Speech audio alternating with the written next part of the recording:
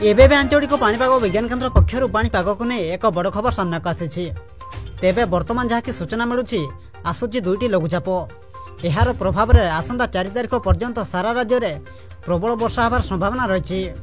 सारा राज्य में वर्षा नहीं शनिवार ठारू पाणीपाग विभाग पक्षर सतर्क सूचना जारी कर अधिक वर्षा होगा नहीं बहु जिला को ऑरेंज और येलो वार्निंग जारी कर आज 16 जिला येलो वार्निंग जारी कर तेबे आसंतु नजर पकाइबा जुलाई 4 तारिख पर्यंत केउं सब जिले में अधिक वर्षा होबार संभावना रही एवं केउं सब 16 जिला को ऑरेंज और येलो वार्निंग जारी कर पाणीपाग विभाग से नहीं वीडियो संपूर्ण अपडेट जानिबा किंतु ता पूर्व वीडियो को गोटे लाइक करंतु एवं वीडियोटी को आपण मानक सांगसाथी मानक अधिक मात्रा शेयर करंतु।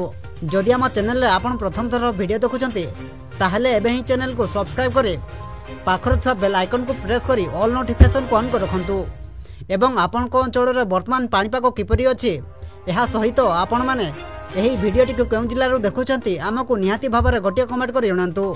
केन्दुझर सुंदरगढ़ झारसुगुड़ा संबलपुर बरगढ़ जिले में प्रबल वर्षा होबार संभावना रही।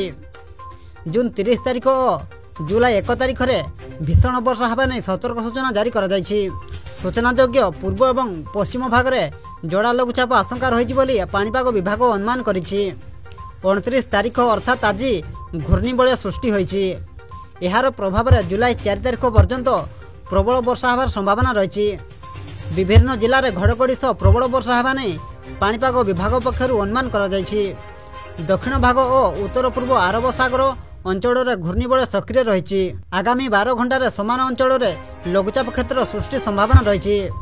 29 तारिख अर्थात आज उत्तर बंगोपसागर पार्श्ववर्ती बांग्लादेश एवं पश्चिमबंग उपकूल में एक घूर्णिबलय सृष्टि होती।